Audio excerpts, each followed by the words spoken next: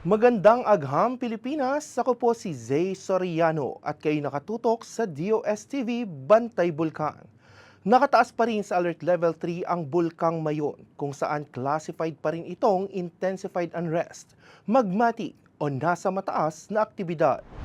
Sa Bulkang Mayon sa Albay, nakapagtala ng pagbuga ng lava sa mga dalisdis o bangko ng basod na umabot sa 3,2 kilometro. Gayun din sa Bonga na may mahigit 3 kilometro at Miisi na may halos 2 kilometro.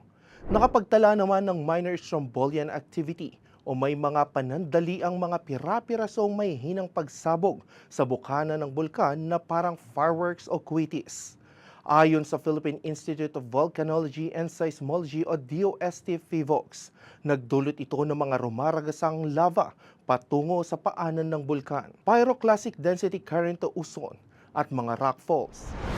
As of June 25, 2026 ng madaling araw, nakataas pa rin sa Alert Level 3 ang Bulkang Mayon kung saan nakapagtala rin ng 10 volcanic earthquakes, kabilang na ang 5 volcanic tremors. Umabot naman sa mahigit 3,000 toneladang sulfur dioxide ang inilabas nito sa nakalipas na magdamag at nagbuga ng 200 metrong taas ng plume mula sa crater ng bulkan.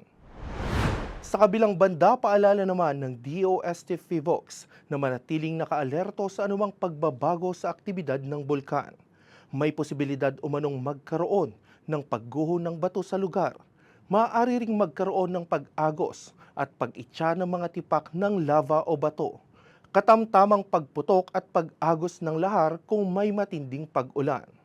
Samantala, ipinagbabawal pa rin ang pagpasok sa loob ng 6 Kilometer Permanent Danger Zone o PDZ.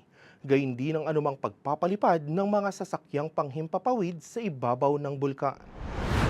Para laging updated sa lagay ng bulkan sa Pilipinas, i-follow lamang ang social media accounts ng DOST-PHIVOLCS at DOSTV. Ako po si Zay Soriano para sa DOSTV, Bantay Bulkan.